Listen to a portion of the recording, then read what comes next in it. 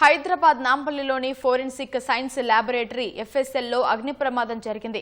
ఎఫ్ఎస్ఎల్లోని computer ల్యాబ్లో విద్యుదాఘాతంతో మంటలు చెలరేగగా ఈ సమాచారం అందుకున్న అగ్నిమాపక శాఖ అధికారులు హుటాహుటిన అక్కడకు చేరుకున్నారు.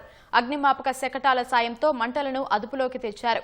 ఎఫ్ఎస్ఎల్ను పరిశీలించిన ఖైరతాబాద్ డీసీపీ శిల్పవల్లి ఎఫ్ఎస్ఎల్ మొదటి అంతస్తులో అకస్మాత్తుగా మంటలు చెలరేగినట్టు చెప్పారు. వెంటనే సిబ్బందితో ఒకరు మంటలను ఆర్పేందుకు ప్రయత్నించినా సాధ్యం కాలేదన్నారు. ఆ ఉద్యోగి స్వల్ప గాయాలతో బయటపడి సురక్షితంగా ఉన్నట్టు తెలిపారు.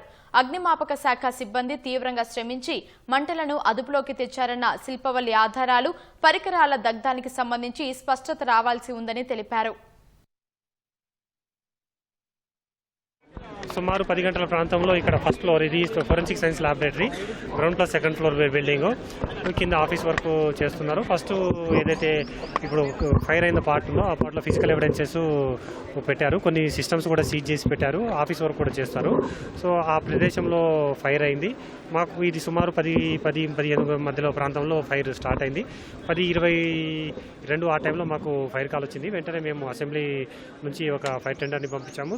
ఫైర్ ఇంటెన్సిటీ ఎక్కువగా ఉండడం వల్ల చుట్టుపక్కల నుంచి ఒక 5 ఫైర్ టెండర్స్ని తీసుకొచ్చాము. వచ్చేటప్పటికి మొత్తం ఫస్ట్ ఫ్లోర్ అంతా స్మోక్తో నిండి ఉంది.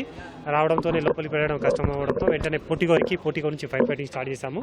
ఆ తర్వాత ఫైర్ కంట్రోల్ అయిన తర్వాత ఫ్రంట్ పార్ట్ నుంచి కూడా మేము వెళ్ళి ఫైర్ ఫైటింగ్ని చేసి కంట్రోల్ చేసాము. బ్రీతింగ్ ఆపరేటర్ సెట్స్ వేసుకొని వెళ్ళాము. అదేవిధంగా మా ఫైర్ ఫైటింగ్ రోబోట్ను కూడా తీసుకురావడం జరిగింది. ఫిజికల్ ఎవిడెన్సెస్, అదేవిధంగా కంప్యూటర్స్ పూర్తిగా కాలిపోయినాయండి.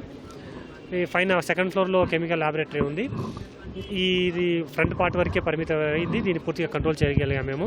మిగతా ఫ్లోర్స్ కానీ అదేవిధంగా వెనక పార్ట్ కానీ ఫైర్ స్ప్రెడ్ కాకుండా పూర్తిగా కంట్రోల్ చేయడం జరిగింది. అది సీజ్డ్ ప్రాపర్టీ అండి. సీజ్డ్ ప్రాపర్టీ, ఒక పార్టీషన్ ఉంది, దాంట్లో ఫైర్ అయింది. అంటే రకరకాల, అంటే సీజ్డ్ ప్రాపర్టీ అంటే ఒక టైప్ ఉండదు, ఎన్నో డిఫరెంట్ ఉంటుంది కదా.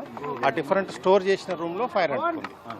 అది ఫస్ట్ ఒక పార్టీషన్ ఉంది, ఆ రూమ్ స్టోర్ రూమ్ లాగా, ఆ స్టోర్ రూమ్ లోపల ఫైర్ అయింది.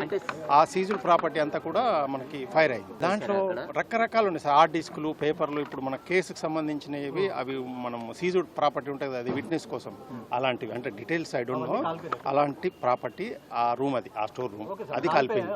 అది మ్యాక్సిమం కాలిపోయింది.